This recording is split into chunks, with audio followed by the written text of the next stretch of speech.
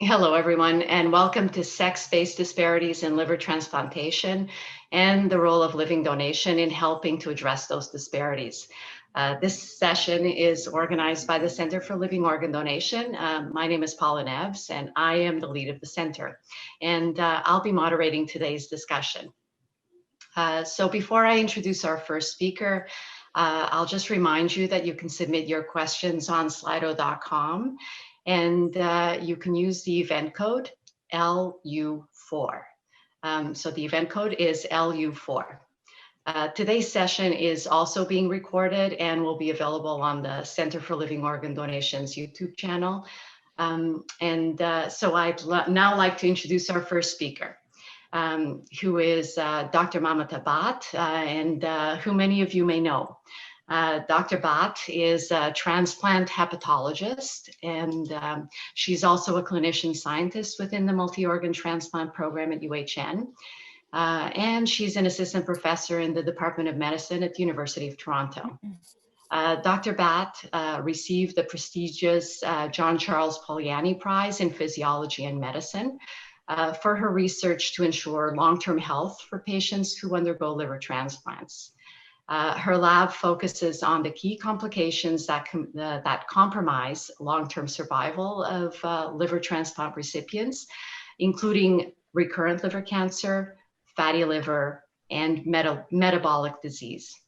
And she is establishing the first translational research program worldwide dedicated to improving these post-transplant outcomes. So we're very, very lucky that she was able to join us here today to present on this topic. And I know this topic is of great interest to our audience. So I'd like to welcome Dr. Mamata Bhatt. Okay. Thank you so much, Paula, for that kind introduction. It's a pleasure to present to all of you today. Thank you for attending our session. So I'll be, as Paula said, addressing sex-based disparities in liver transplantation and the role of living organ donation, living liver donation. So I have no disclosures relevant to this presentation.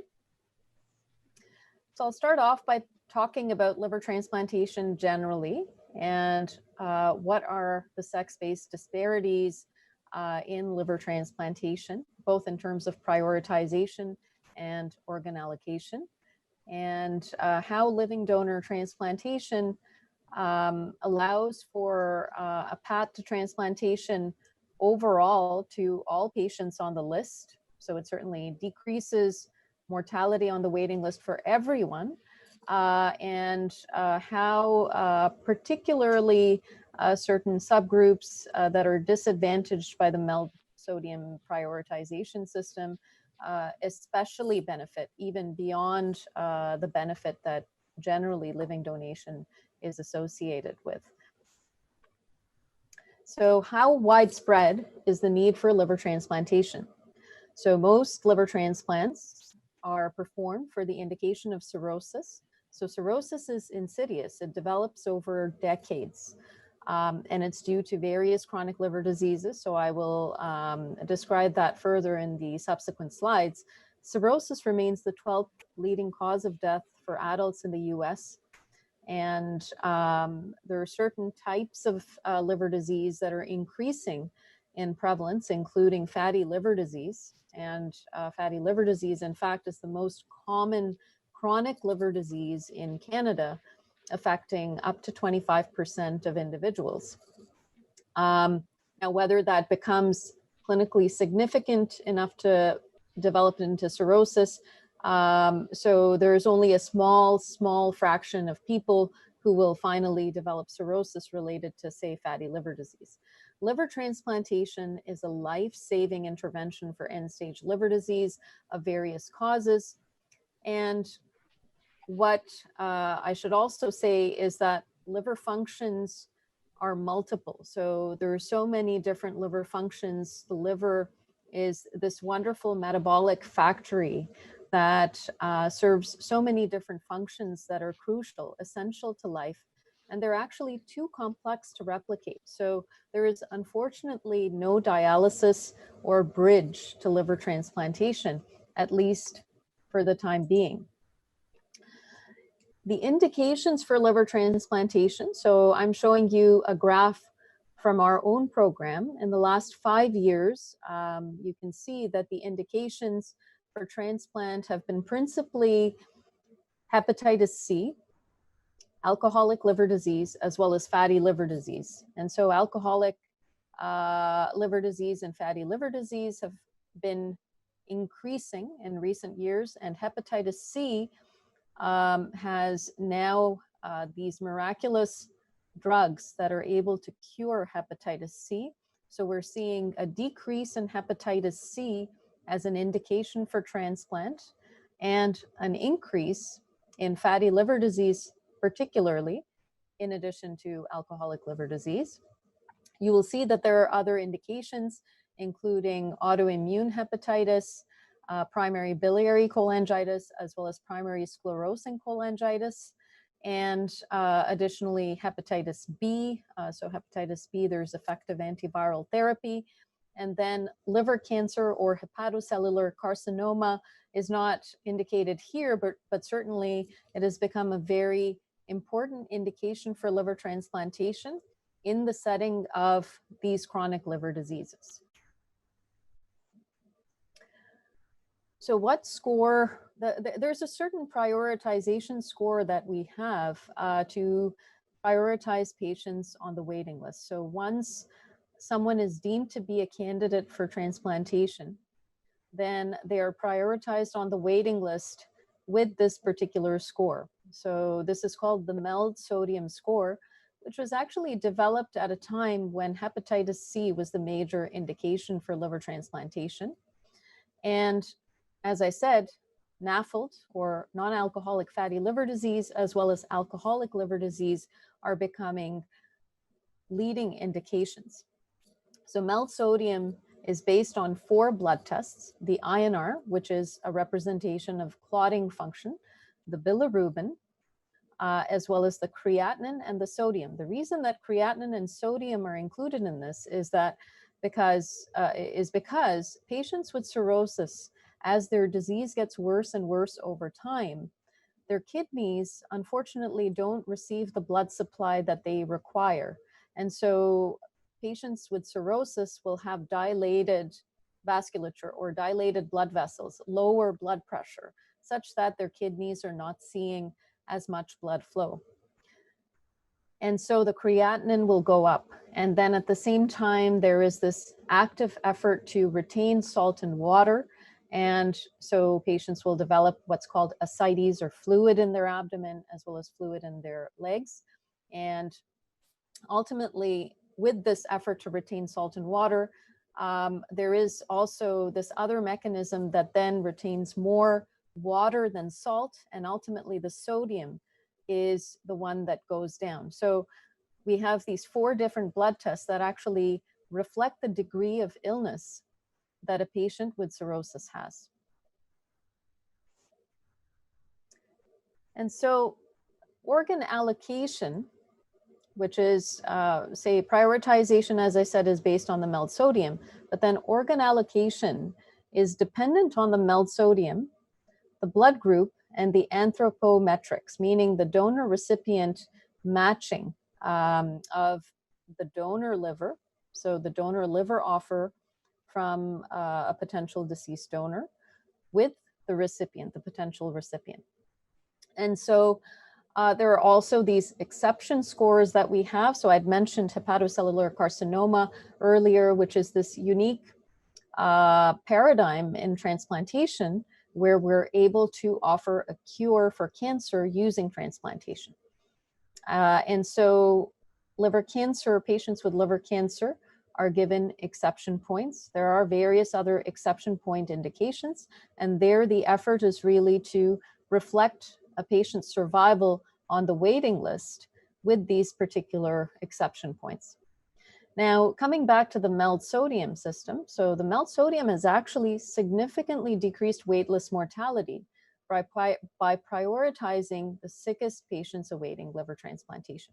So it's actually been very effective in decreasing overall waitlist mortality, so overall mortality on the waiting list. However, we have noticed in recent years that there are certain patient demographics that are not as well served by the MELD sodium. And so women are one group, primary sclerosing cholangitis. So because the bilirubin is underweighted in the MELD sodium score. Additionally, there's been data, say in recent years, that frailty and sarcopenia, meaning decreased muscle mass, are actually associated with increased mortality or increased death on the waiting list, but these are not reflected in the prioritization. So these are various subgroups of patients who are not as well served, and their degree of illness is not as well reflected by the MELD sodium. If we look at the Canadian context, so this is a progress report from the Canadian National Transplant Research Program. It's now known as the Canadian Donation and Transplant Research Program.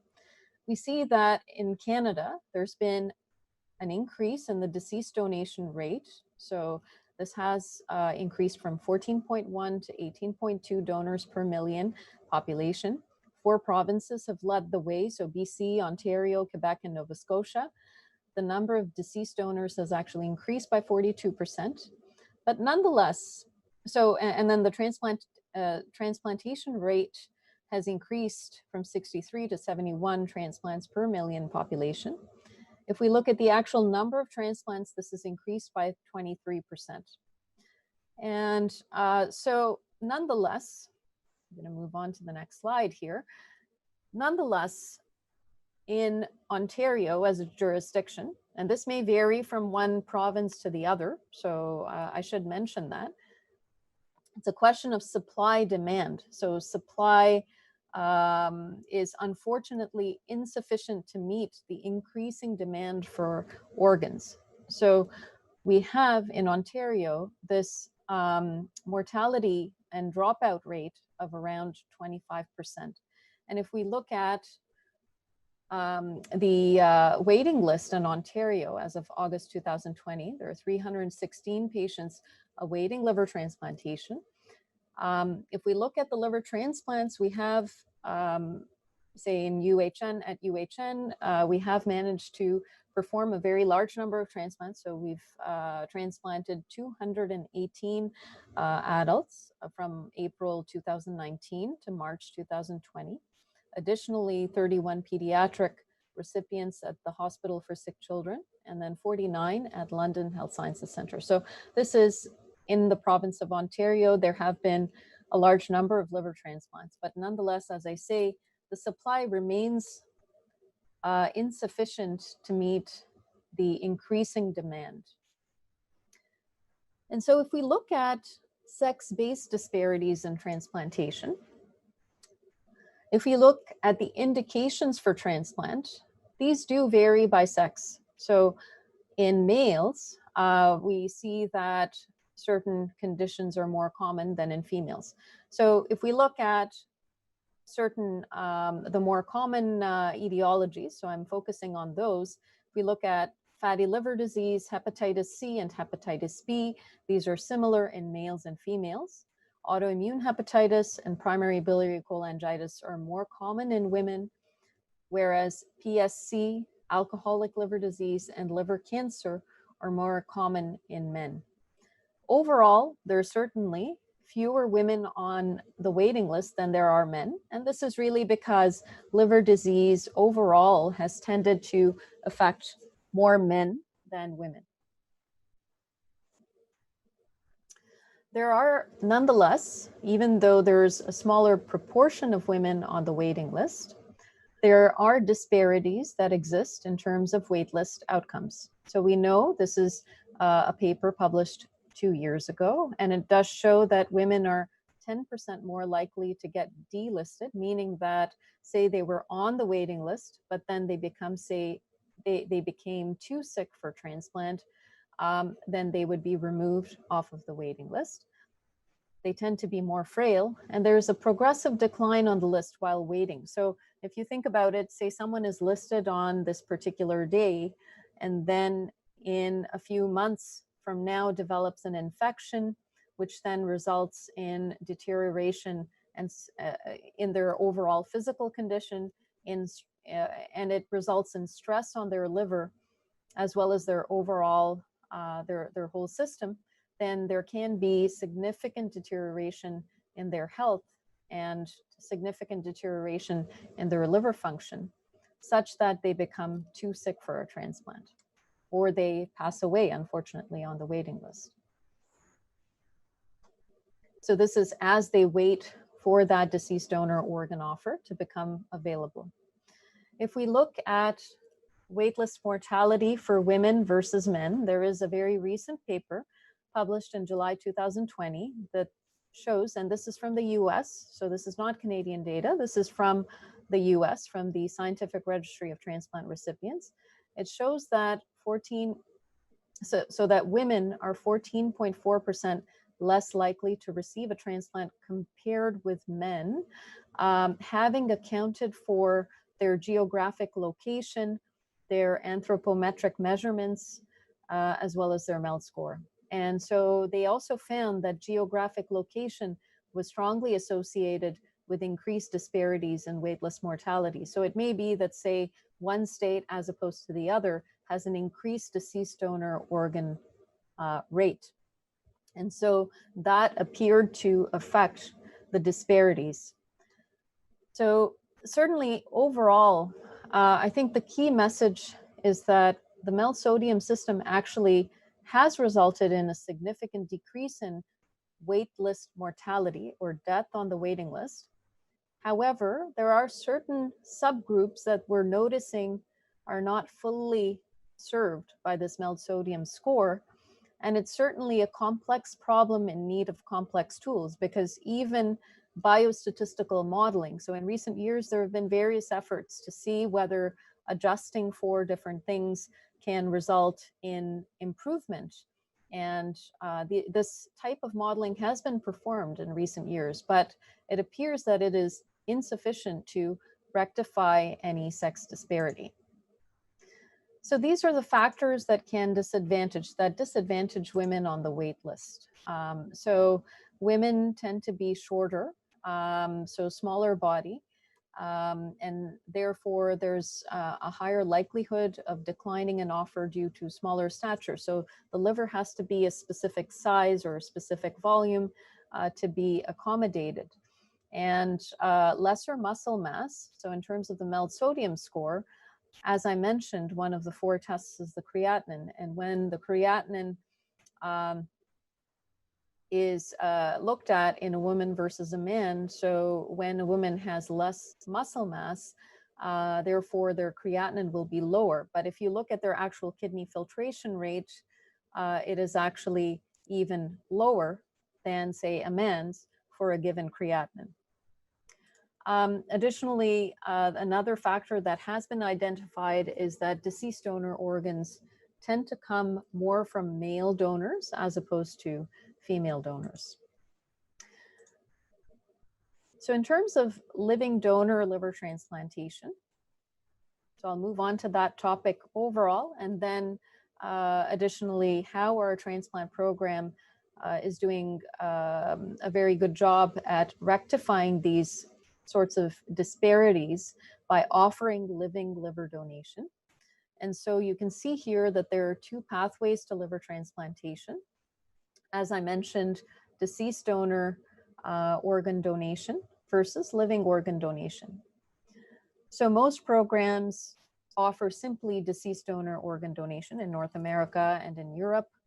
And a certain proportion of programs do also offer living organ donation, and we at UHN have quite a lot of experience with living donor liver transplantation, having accumulated this experience over the last 20 years, so close to 20 years. So living donor liver transplantation. So living donor liver transplantation basically refers to resection or surgical removal of up to 70% of the liver from a healthy donor below the age of 60. And this is then implanted into the recipient with all the appropriate connections made, so vessels and bile duct system. And the beauty of the liver is that it is the one organ that is able to rapidly regenerate. So if you look at other organs, you cannot find a parallel in the body. So the liver is the one solid organ that has this wonderful ability to rapidly regenerate. In fact, if you think about cirrhosis, for example, just thinking about cirrhosis, so this develops over decades, so 3 to 4 decades, usually. And if you think about it, there's this chronic insult that's been going on for some time, and the liver has been regenerating and trying to heal itself. And as it tries to heal itself, it's getting scarred.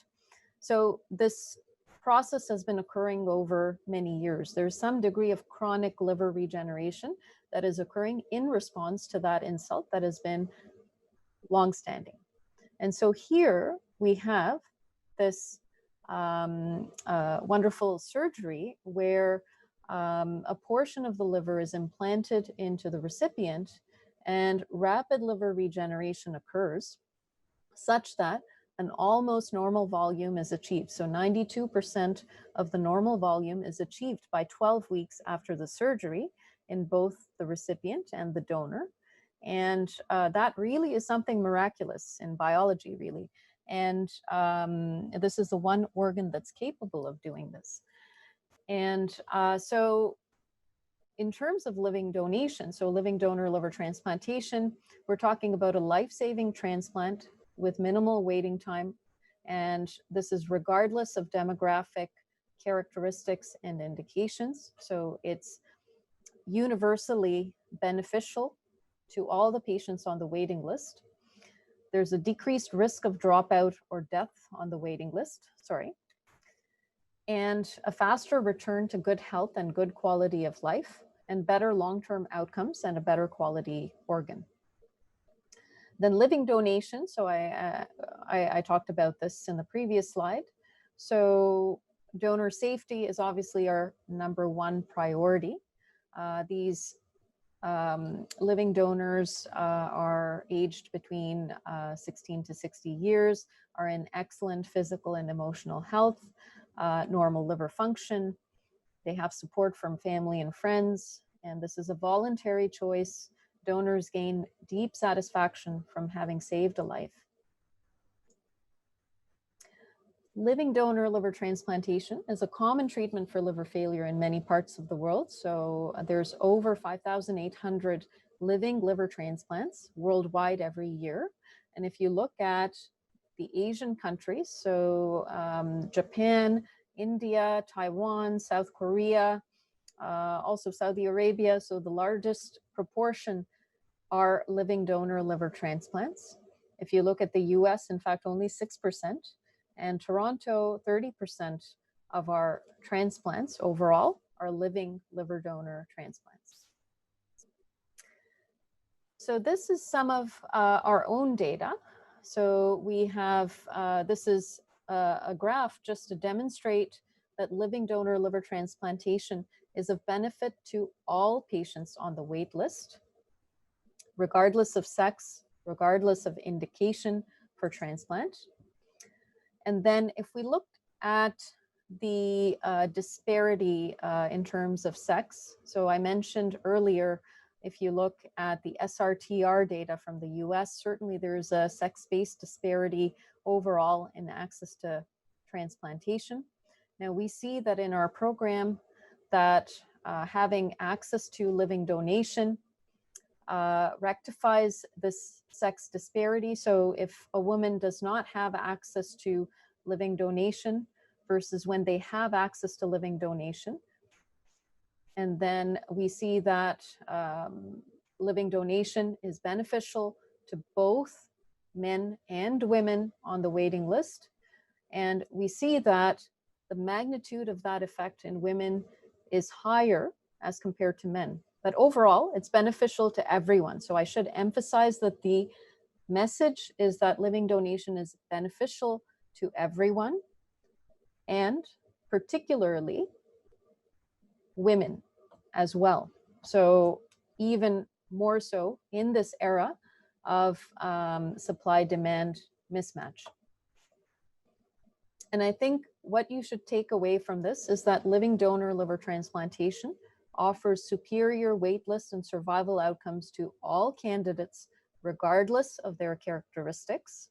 It's of benefit to all recipients, so those who receive living donation, in addition to those who are left on the list with greater access to deceased donors as a result. And what I can say also, based on our study results, is that our program, by virtue of offering living donor liver transplantation, is able to rectify sex-based disparity on the wait list.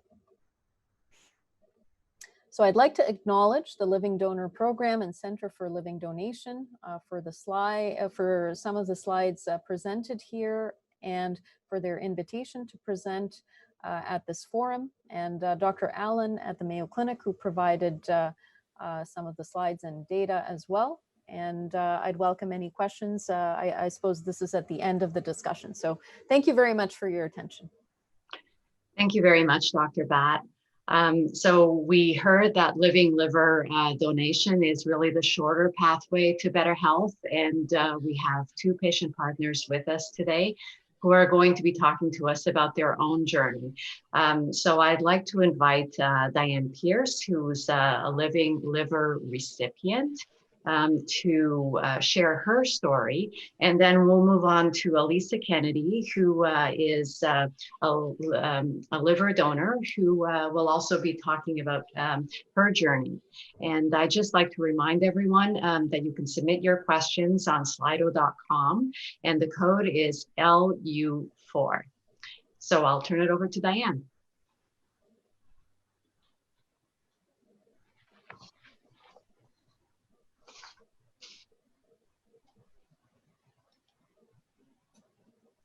Diane, you may be muted. Okay, sorry. Thank you.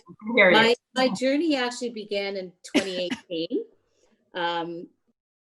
There was a few things that happened to me that I noticed: rapid, unexplained weight loss, some severe itching, fatigue, and although I didn't notice it, I guess I had some jaundice, which is yellowing of the skin. So I was sent to a liver specialist in Scarborough from my family doctor at the time. And actually, the funny story about that is that the day that I had my appointment, she went on maternity leave. She delivered a baby girl. So I had her replacement who got me an appointment at TGH. So that's how I got from point A to B with Dr. Aliyah Ghulam Hussain. And that's really when my journey began, around February 2018. I found that she was remarkable in assessing me quite quickly. I had appointments almost immediately. The next day after I met with her, I had an ERCP scheduled at St. Michael's Hospital with a gastroenterologist. So we didn't waste any time in determining that I was a PSC, primary sclerosing cholangitis victim. And I did notice that the ERCP did improve my overall health, but it didn't last very long. So it was determined that I had end-stage liver disease and that I would need a transplant. Now, my MELD score, as Dr. Batt has already indicated, was not really that high because I had PSC and I was a woman. So there were other people in the queue, much higher than me, that required a liver before me. So it would be very difficult for me to get a deceased donor liver. And I was on the list. My doctor advocated to get me on the liver transplant list, and I was on that list for almost a year. At one of our family meetings with the liver team, it became evident that a living donor would escalate us up the list. and provide the necessary liver match for me. So we talked about it, and we waited it out and decided that we had to pursue this. And the only possible way was through local media, newspapers, and social media. So I have to say that I made our local newspaper 3 times. I made it on the front page. And my children developed a website, Donor for Diane, that became the crux of all of our effort. So it showcased what was required to be a donor. As Dr. Batt mentioned, your blood type, you had to be healthy, your age, and your BMI had to be under 35. And it laid out a pretty comprehensive questions answering, individual, how to fill out a screener, all that, in order to determine if they were a match. We had almost 1,500 hits to the website, and about 60 people downloaded the screener. Because the living donor potentials can only be completed one at a time, it became more of a waiting game for the ones interested, and myself. What I'd like to tell people is that you must stay healthy as possible. I always found it interesting that you need to be sick, and at the same time you need to be healthy. So I remember mentioning that to the surgeon, saying how, it seemed like an oxymoron, but that's the truth. You have to be as healthy as possible, but the liver takes over in the area of sickness. So one day in April, I received an email, and this is April 2020.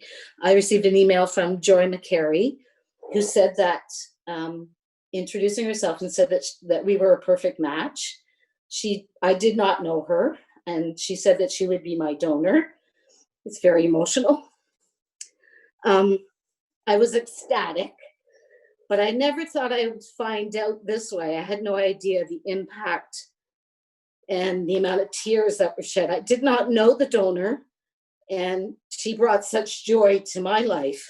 And then COVID hit. So no one knew the impact initially, but we did find out that there were no transplants taking place at the initial stages of COVID. And as time went on, my doctors asked me the questions if I would consider the transplant during COVID. I remember sitting with my husband and I said, yes, I'm ready, COVID or not.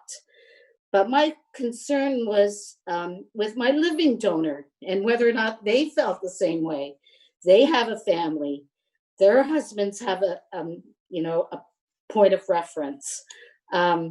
So it was determined that she was able and willing during COVID to give me her part of her liver. And that's April 29th, 2020 is when I had the transplant. So having a transplant during COVID was quite isolating. No one was allowed to be with you, no visitors, you're on your own. I simply relied on FaceTime and phone with my family and friends to get me through the 7 days in the hospital. I was glad to get home and begin my recovery from my own bed. I started walking, short walks, within a couple of weeks. And although I missed my baths, I still managed to shower daily. My biggest achievement was driving after 2 months. I had my freedom returned, and it helped get me out of the house during COVID. So how do I feel now? I feel pretty good. It's not perfect, but I'm still assessing the new normal. They're working on my meds. I did golf yesterday, and I really enjoy it. So I try to get out and get some physical activity daily. So overall, I do feel pretty good. I really can't thank my donor enough for her kindness, and my immediate family and friends for their support, and Dr. Ghulam Hussein, Dr. Cottrell, and all the entire liver team who supported me through this journey and who continue to support me today. I feel I received the most amazing gift, and I'm eternally grateful. Thank you very much, Diane. We're in day 4 of Living Donation Week, and we've been listening to these stories, and I have to say that I still get emotional. I get emotional, and I know many in our audience get emotional. The gift of an organ, particularly from a living donor, is a wonderful gift, and it touches us all. And I guess our next speaker can talk a little bit about her own journey and how she made that decision. So we'll turn it over to you, Elisa.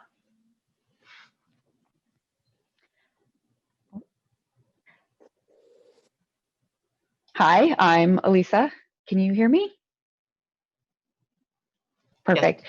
Yes. I started my liver donation process back in 2018, the summer of 2018. I decided that I was going to do it. I decided when I was 15, but of course you can't give it until you're later in life. And I think my mom just hoped I'd forget about it. I eventually found the link and it said that I could be a living liver donor. And so I spoke with them and decided that I would go with liver first, because with the Alberta program, you can't give a kidney if you've already given your liver, or you can't give a liver if you've already given your kidney. So I decided I would start with my liver and eventually go and give a kidney as well. I was motivated because I am very, very healthy. I look after my body, I work out. I go to the gym all the time. I'm very, very active, and I don't drink. I don't eat really fatty foods. So I figured if anybody was going to get a liver, a 24-year-old very healthy female liver was probably the best one to give. I was originally given or matched with a child, a baby. They unfortunately were too little, and I had a bit of a timeline of 1 year because I was getting married the year later. So I said, if you can get me in within the year, I'll donate to anybody. So we originally matched with 3 children. They unfortunately were too little, and then they ended up finding a family donor for them, which was fantastic. But they matched me with a woman. They said she was an adult woman. That's all I know about her. That's all I ever knew about her. So I was more than willing to give to an adult. So they started the process, and I completed my process in a little over a month. I'm very thankful because I work at the same facility where they do the transplants and all the testing. So I was able to get it all done on cancellations of other patients. So I was completely done and ready to donate within a month and a half, I believe it was. A lot of people thought I was crazy. And when I told people I was donating, they asked me why. Why would I do this? And for me, it's why wouldn't I?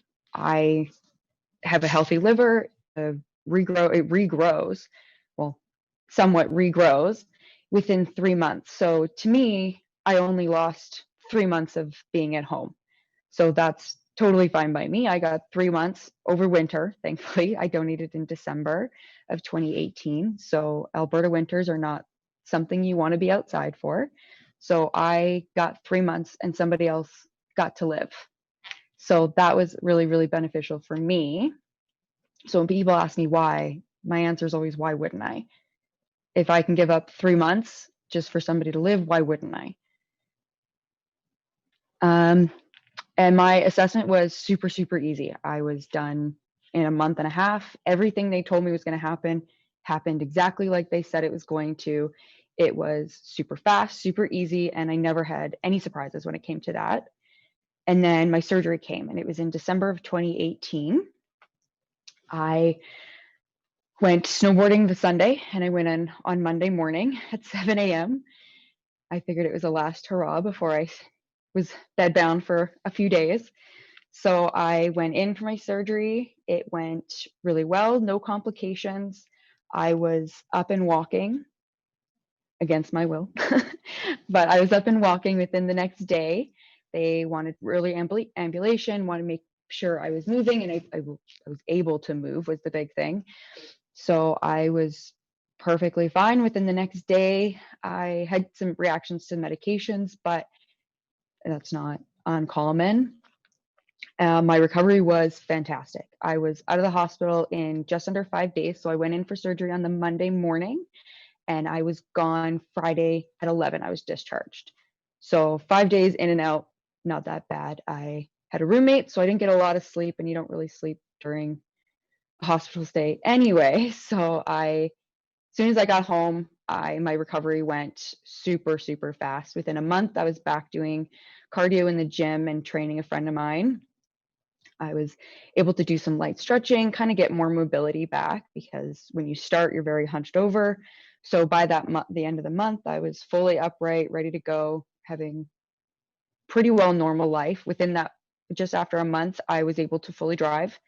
I drove myself. After a month, I was cleared, which was really fantastic because I live out of the city. So to do anything, you need to go to the city. So that was really, really nice.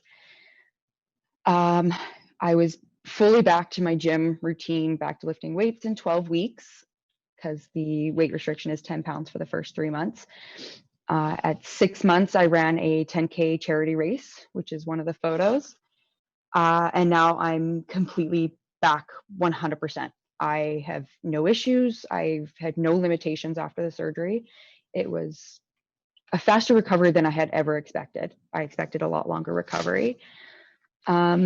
I was incredibly lucky. My employers, with the U of A, fully supported my donation. I was given 12 months paid leave. My managers and my HR were more than happy to give me that time off. I was not rushed to come back, which was really nice, because at a desk job and having no core is really hard to sit for extended periods. But my work gave me the entire 12 weeks off, and I lucked out because in that 12 weeks, I planned my entire wedding, which was very, very beneficial. And so I was able to get that completely done, which a few months in advance. So that was really good. It was something off my plate. It was one of the coldest winters ever. So that was really nice that I didn't have to leave my house. I just rolled back over and went to bed. My entire process was super, super fast. Nothing that I could think of could be improved. Like, they, right from start to finish, told me exactly what to expect, and I actually ended up exceeding expectations. So that was really beneficial for me. My recipient unfortunately passed away a couple weeks after my donation, but being that it was in December, she was able to have at least one more Christmas with her family. She was able to have one more New Year with her family. She got to say things and see people that she wouldn't normally have been able to see. And she'd been on the wait list for about 2 years. So for those few weeks that she did get to live, she was able to live it feeling well, not feeling sick. She wasn't jaundiced. A lot of her jaundice went away for that, which was really, really nice. And she was healthy for those few weeks until she did pass away from an infection, which was horrible. And I feel for her family. I can't imagine what it would be like to have so much hope and then have it unfortunately pulled out from underneath you. But I would, even with her passing away, I would do it again any day. It gave me the opportunity to help somebody that needed the help. And she got an extra few weeks that she normally wouldn't have had. They didn't think she'd make it through Christmas. So she was able to make it through Christmas, which was a big thing. It's a big family event. People love Christmas. Everybody loves Christmas. I have absolutely no regrets. I would do it again in a heartbeat. Even if I knew she was going to pass away a few weeks later, I would do it again, even if it just meant that she got those last few weeks. To me, that was worth all of it. And I do plan on donating my kidney as well. I did make a promise to my mother that I would have children first. So the kidney donations is on wait for a few years, and hopefully that will be my next donation. Thank you very much for sharing your story, Elisa, because there's just so many aspects to it. Living donation is a very safe procedure. Living donor transplant is a very safe procedure as well. But we know that sometimes, the outcomes for some patients, not related to the transplant itself, to other things, may have an impact on survival. And the purpose of today is to explore how we might promote more timely transplant for all those on the wait list, and in particular women who are facing disparities. Dr. Bat, we're going to take and team our panel who is who is part of this webinar. We're going to move to questions from Slido. So for those who are tuning in, please go to slido.com, LU4, to submit your questions. And so maybe we could start with those here. Diane, do you have plans to write your donor? And if so, what would you like to tell her? I guess you've met your donor, but my donor and I have met. We met at the hospital, actually, when we both had she gave her liver and I got her liver. We, on every 29th of the month, one of my family members drop off gifts to her family. And gifts, I mean books for her son, or flowers, or she's a vegetarian, so we try to find like local produce. We just want to continue to acknowledge that 29th as kind of Joy Day. That's what we call it, Joy Day. And so we do keep in touch with one another. She was also on the CTV national news when I was on, and we correspond via email. But I respect her privacy, and I know that she respects mine, and we just have a cordial relationship. Thank you for that. Our next question is for Dr. Bat. Are there any interventions to address the disparities you discussed? And if not, what would you consider a good starting point? Certainly, it's a very complex issue, particularly revisions to the MELD score and other aspects. So, Dr. Bat? Yes, so it's actually a very complex problem. So it's not just the MELD score itself in terms of prioritization, which certainly is based on those 4 blood tests, as I mentioned earlier, but it's also ultimately the organ allocation. And there are so many factors that are likely contributing to the ultimate disparities to certain subgroups. And so far, there have been different modeling studies done in order to see whether adjustment of the creatinine by instead using the kidney filtration rate would help in prioritizing in a more appropriate way. And that has not been fruitful. So this has not been implemented, but what I'm saying is it's been modeled. So adjustment for the kidney filtration rate, adjustment for liver volume. And so these have been the 2 main things that have been looked at in terms of adjustments. And it appears that it is a very complex problem. And I think part of it is that end-stage liver disease is to these various chronic liver diseases that have different physiology, different impact on those blood tests. And as I'd mentioned earlier, the MELD sodium score was really it was developed based on a very hepatitis C heavy population. So this was developed in 2002. It was published and then finally implemented some years later in the US. And then ultimately, say in Ontario, it was implemented here in November 2012. And so what we know is that it was developed based on a population that is quite different from the population we have now. And I think what we will need is something much, much more complex. So say, including tools of artificial intelligence or things, techniques that are more complex in accounting for all those different factors that have ultimately an impact on not just the prioritization, but also the allocation. And I know that there are efforts in this regard ongoing in the United States. So there is discussion within the OPTN to look into addressing these disparities. So it's not just sex-based disparity. I'd mentioned also primary sclerosing cholangitis is unfortunately not as well reflected in terms of disease severity by the MELD sodium, additionally PBC, so and then frailty. So there are so many different factors that are playing into the degree of illness and the risk of death on the waiting list.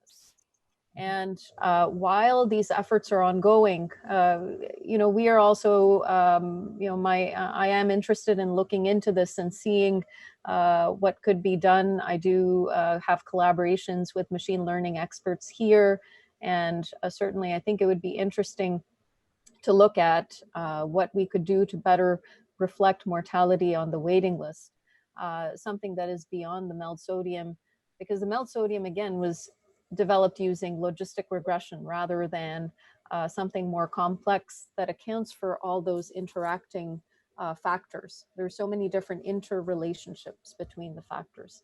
So I think it will require quite a bit of investigation into those complex interrelationships. But certainly it's something that we need to work on fixing. Thank you for that. Having the MELD sodium score as a guide for allocation is very important because it does introduce an objective way of Correct. treating Yes. organs. And yes. So it's actually done a wonderful job at prioritizing people on the waiting list and decreasing weightless mortality. So that's say not of any dispute. So MELD sodium clearly has done an excellent job of prioritizing people overall. But there are certain disadvantaged subgroups, and I think as it is in medicine and anything in medicine, I think you can always work to refine and improve what you have in place. That will require work. It's a work in progress, but certainly the community is very interested in looking into ways in which we can help, in which we can serve our patients the best way possible. So I'm referring only to, say, deceased donor organ allocation with respect to this question. Right, and living organ donation is one way to improve access to timely transplant, which is why we're focusing on that today. It looks like the next question is also for you. Does genetics play a role? Are women's livers more suitable to donate than men's, or vice versa? And I know that during your presentation, you talked about more men being donors. So if you could explain that, why that is, and address this question of genetics as well. Yes, okay. So with respect to genetics, I'm not aware of any data that would suggest that, say, men's livers or women's livers are more suitable to donate. So there isn't any such data that I'm aware of, at least. In terms of the proportion of deceased donor organs coming from male as opposed to female donors, it's unclear why that is. There may be different factors involved, including the cause of death of the deceased donor as opposed to, say, a female donor. There may be different reasons that play into this, but I'm not aware of any literature as to why it is that deceased donor organs tend to come more from male donors. Now, in Ontario, that's something that is about equivalent. So it's not like there are more male or female organs, but I'm speaking with respect to the literature that has previously been published, and it suggests that this is one of the factors that is accounting for sex-based disparities. Thank you. And it looks like the next question may have already been addressed. Yes. In that we're looking for revisions to the MELD score, but it will take a bit more time. Elisa, this is a comment and potentially a question for you. This person is thanking you for sharing your story and touched by your positive outlook on things. What do you know about the recipient, and how did you deal with the knowledge that she subsequently passed away? The only thing I really knew about her was that she was an adult female that had been on the wait list for at least 2 years. And because she was so petite, finding a donor that was equally her size was very, very difficult, or one that would even fit her because she was so petite. So mine fit perfectly. And honestly, I did everything I could in order to prolong her life. Unfortunately, it's one of those things that happen. You get infections. That's unfortunately what happens, and some people can get over them pretty quickly and some people can't. So unfortunately she did pass, but knowing that I at least could have given her a few more months with her family that she normally wouldn't have had, and the fact that she got to feel better, even if just for a short period of time, she got to feel, I guess, normal again. Yes, it is important to point out, thank you for that, Elisa, that recipients who are on the wait list for a long time, their health, may deteriorate over that time. And so it becomes more of a challenge in order to, not only find a donor, but also have good outcomes following transplantation. But Dr. Bott, is there anything that you would add about the impact of the wait on a potential recipient? The impact of the wait? Of waiting for a long time on a transplant list. Okay. Now I understand. Okay, yes. So as I'd mentioned earlier, when patients are listed for transplant, they have a certain score, which reflects their degree of illness at the time of listing. But that certainly is dynamic. So once someone is listed, there could be, say, an infection or some other stressful event that results in the liver becoming more sick.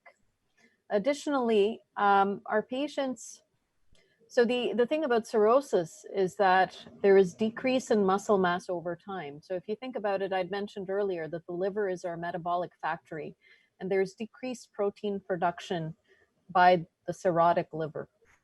And so what happens is there is this decreased muscle mass and decondition that will occur over time as a result of what we call catabolic activity, so the muscle breakdown.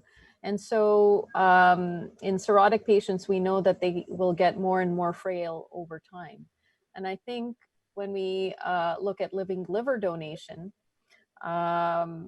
this offers the opportunity for everyone really to have access to transplantation before they become too ill, because waiting for a long time, we know, results in increased risk of such illness and such frailty getting worse and worse over time. And so living liver donation offers the opportunity of transplanting someone when they're still in, say, a relatively fit state, such that the surgery will go more smoothly, and also their post-transplant outcomes will be excellent. So they recover much more quickly. They don't need to go to, say, the rehabilitation facility to recover, because we know that, say, the higher MELD patients, those who have their MELD sodium in the 30s, very often are very debilitated or significantly debilitated, and do require an extended period of recovery post-transplant, including rehabilitation. Now, I should say, I think I mentioned this before, someone can become too frail for transplant. So say, for example, if they become bedbound and are unable to mobilize, they're unable to get out of bed and walk independently, then they're unfortunately no longer a candidate for transplant, because we know that the outcomes are not going to be good following transplantation in someone who's bedbound. So clearly, when someone is immobile and unable to get out of bed, they're too frail for transplant. And so they're not, unfortunately, they will then become delisted. So certainly we do encourage all of our waitlisted patients to continue to mobilize and ambulate and maintain their nutrition as much as possible, because they need to be in a state where they can undergo this big operation and be able to succeed post-transplant. Thank you very much for that. And I will give our two patient partners a last word. There's a couple of questions around support. So maybe in this last minute, if I could, if Diane and Elisa could comment on this, the role of support during donation, starting with you, Elisa, and then maybe Diane, you could talk a little bit about support, you know, as you were going through this this procedure during COVID, and you know, and recovery since. So maybe starting with you, Elisa, and then we'll close this portion of the agenda. Okay, so I thankfully had a lot of support from my family, my husband especially. He was there every day with me in the hospital after his classes because he was in school at the time. So he was with me every day. When I got home, for the first month, for the first 2 weeks, I needed his help just because I couldn't wash my hair. I couldn't reach up that high without stretching too far. So he helped me wash my hair for the first at least week. And then he had to chauffeur me to any appointments or take me places because I wasn't allowed to drive for the first month. But other than that, I was able to get up, get my own food, go to the bathroom by myself. The only thing I needed help with was washing my hair and driving, really. So I didn't even need that much support, but I'm so thankful that I had it all. And I actually had support here at my house with my family members and my husband. And he was a great motivator in getting me outside for fresh air. And I did have the surgery during COVID. And I know there's you know, a question about how difficult it was. Well, it was long days, but without social media, it would have been even longer. So I'm really glad that I had the capability of talking to people, family members, friends, to help me get through the day. And I had to write everything down because you don't have that person beside you kind of hearing things that you don't hear. So I would write things down so that I would know for reference what exactly happened, because you are medicated and you don't really know what you're hearing sometimes. And we were tested for COVID before transplant and when I left the hospital. So I was tested for COVID 2 times, and both times negative. I think that's all the questions that I can answer. Thank you very much. So we've reached the end of our webinar. I just wanted to thank our speakers, Dr. Mamata Bhatt, and our patient partners, Elisa and Diane. And thanks also to everyone who submitted questions. We will aim to get answers to all of those questions by the end of the week, and if not, next week. We are this Living Donation Week. We've heard from many people about the importance of engaging patients in these discussions, and we're very thankful that we've received quite a lot of comments from patients, from living donors in this process. We hope you will join us later this afternoon for a conversation with the liver team, and tomorrow afternoon for a conversation with caregivers. Topic of support is really important, and caregivers are really key to all of this.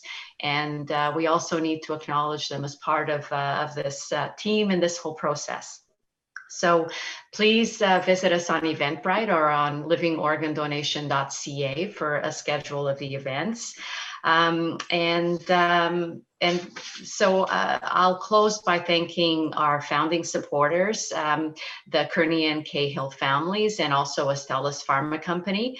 And finally, I'd really like to thank the Toronto General and Western Hospital Foundation for their continued support. The center is funded through philanthropy, and we really appreciate their support. So thank you very much, everybody. I look forward to seeing you at the other sessions, and happy Living Donation Week.